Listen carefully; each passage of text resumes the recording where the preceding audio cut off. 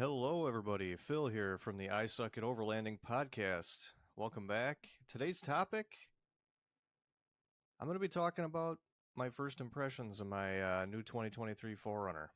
I've had it for about 3 weeks, so let's get to it.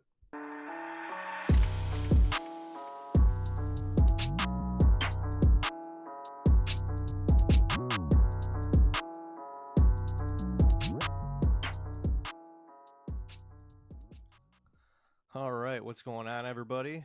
I'm Phil. Welcome back to the Suck At Overlanding Podcast. And yeah, today's episode, I'm going to be talking to you about my 4Runner and what I think of it after 3 weeks of ownership. For those of you that haven't listened before, I do own a 2023 Toyota 4Runner TRD Off-Road Premium. I have owned a 4Runner in the past. I owned a 2010 4Runner. I believe it was an SR5. But didn't really drive that much. That was kind of a secondary vehicle for me. And I did some work to it, and I ended up just selling it. But now, this 4Runner that I have now is my daily driver. So what's it like owning a 4Runner? Well, I came from a Ram pickup truck, and the reason I got rid of it was because I was having a lot of issues with it, and it was a brand new truck. It kind of rubbed me the wrong way, I guess, and I've owned other Toyotas in my life, and I just wanted to go back to Toyota for reliability purposes and stuff like that. And if you guys don't know the 4Runner, the 5th gen 4Runner has been around since 2009, 2010. It's almost had the same power plant, same engine, same transmission. Just a very solid truck, because that's what it is. You know, people say, yeah, it's an SUV, but it's made like a truck. It's body on frame construction. So yeah, I mean, coming from the Ram, a little bit different. The Ram was a lot smoother, even though the Ram was a truck. Because I believe the Ram, you know, you do have a solid rear axle in the back, but it does have independent suspension. So does the 4Runner, but the 4Runner's ride is a little bit rougher. You can tell that even though it's a 2023, you can tell it's an older designed vehicle. It drives like an older vehicle. So those of you that were driving back in 2009 or earlier, you know, cars were just, they were made more simpler back then, but also you could tell technology wise and innovation, newer vehicles now do drive better than older vehicles on road. That's just my opinion. So, I mean, I almost like that about the 4Runner, kind of going back to old school. And, you know, if that's something you can't deal with, you know, you can't deal with the rougher ride, then I would say 4Runner is not really for you. But yeah, definitely noticed a little bit bumpier ride. You definitely feel more of the bumps in the road and a little bit more road feedback, I guess.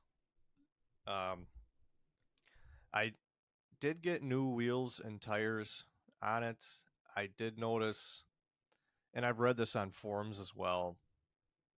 It's kind of tricky to completely balance a tire on the 4Runner. And I have noticed a little bit of shaking uh, with the new tires on the 4Runner, which kind of sucks. I mean, tires are very finicky. It could be temperature, could be the road you're driving on, but you get to a certain speed right around like 55, 65 miles an hour, and you feel that little shake in the steering wheel. It's not crazy. I mean, I've had worse in other vehicles, but it's enough to notice and enough to get annoying. But it seems like as the tires warm up, it seems it gets better. So, and I did get the stock size tire on the 4Runner. I didn't go with anything huge or get a lift or anything like that. I wanted to keep it as stock as possible because once you start modifying a 4Runner, you can start to get issues later on, as far as lifting it and stuff like that. So I did get Mickey Thompson tires, and they are pretty beefy tires. I mean, they're pretty knobby, and eh, that could incorporate where the shaking is coming from, which that's probably where it's coming from. And I could go back and get them rebalanced and all this other stuff, but it's kind of a pain in the butt. I really don't want to do that. But if it gets too annoying, I might just go back and have them redo it and see if that changes anything. Um, Coming from the Ram truck, I had the big 12-inch, touchscreen in there, and it had every technological feat, so to say, that you could have. I mean, it was nice. It was kind of overkill. I do like technology, but at the same time, it was a lot. And especially like if your LCD screen like takes a crap, then you can still adjust your fan and your temperature, with they have buttons for that, but everything else is controlled by that screen. You can't really do anything else, which kind of sucks. And going back to how the 4Runner's old school, it has knobs for everything, your temperature, your volume, your fan, all that stuff. It's got really big, beefy knobs. And, I just like that because unless you're taking a hammer to those things, I mean, they're not going to break on you. And, the newer 4Runner does have, a better screen. I mean, I guess the resolution's the same. It kind of sucks, but that's the only drawback. You got the 360 cameras on the new ones and the new screen, and you think they could have updated the cameras in them, because the resolution is just so poor. Sometimes when you're backing up, it's so pixelated, and you're just kind of like, well, what the heck am I looking at? I mean, you get used to it after a while, but going from like a high res, definition on the RAM, backup camera and stuff like that to the 4Runner, yeah, you definitely have to get used to it for sure. But yeah, but then again, it is simpler, and there's just a lot less stuff that can go wrong in the 4Runner. And the main reason I got it is because of that 4-liter V6 and that 5-speed transmission. The Ram had an 8-speed transmission. It was smooth, but at the same time, that's some more issues I was having with it was the transmission and stuff like that. I haven't had any issues with the 4Runner. Obviously, it's 3 weeks old. I don't foresee me having any issues, soon or anything like that. But yeah, I just, people call it a dinosaur, and I just love that. I just love the old school. It kind of brings me back to, 10 years ago. Like, okay, I'm driving an older car, even though it's brand new. You know what I mean? Yeah. Trying to think some more gripes. Technology is lacking, which, like I said, that's another reason why I bought it, because their technology in the 4Runner, it lasts longer than, regular cars now. The technology gets outdated so quickly in the new ones that you start to have issues. But, the 4Runner, they don't have a ton of updates for those screens, and it just makes it for better longevity when it comes to, not breaking basically. But yeah, let me think of some other pros I like. Coming from a pickup truck, it was nice having a bed. It was nice having all that room in the bed. But since I'm planning on camping out of this thing for overlanding, it's just the 4Runner has tons of room and it's enclosed.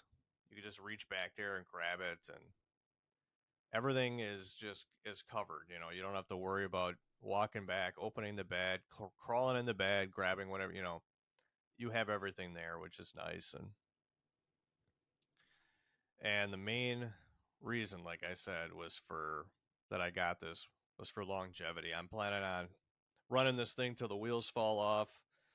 My first goal is 200,000 miles, and I'm gonna baby this thing. And yeah, like I said, doing all the maintenance myself. But yeah, I'm trying to think of a few other cons. I noticed on Toyotas in general, the paint is a lot thinner than like an American car. I'm not sure how many layers of paint and clear coat they put on the 4Runner, but I can tell the paint's a lot thinner, which, you're going to be more prone to chipping and stuff like that. And always make sure you take care of those rock chips, especially if it gets down to the bare metal, because that's how rust starts. So yeah, I mean, realistically, the wheel shake and the paint, that's my only real con so far after 3 weeks. Otherwise, it's a good truck. Still in the braking period. I got about 800 miles on it, so I'm gonna break it in up to 1,000 miles. So I'm not gonna increase that RPM real high, and I'm not gonna be doing any heavy braking or anything like that. Just for that first 1,000 miles, and then I am gonna do a break-in oil change at 1,000 miles, and we'll talk about more of that later. Why I decided to do that and stuff. I'll talk about that in my next podcast. But yeah, those are my pros and cons right now. I mean, and I could list off a bunch of other pros. I just, even though it's a rougher ride, I do like the feedback it gives you. You feel the road. It still has hydraulic steering. It doesn't have electric steering. So, I mean, it's a little bit more numb, I guess. Your feedback isn't as good, but I like that. Like I said, I like the old school factor of that. You know, the old schoolness of I'm not going to be having to replace stuff or go to the dealer every few months because some issues with it. And like I said, they're a lot easier to work on than all these other cars with all these technological stuff. It's simple. I mean, I could jack it up and I could work on it myself.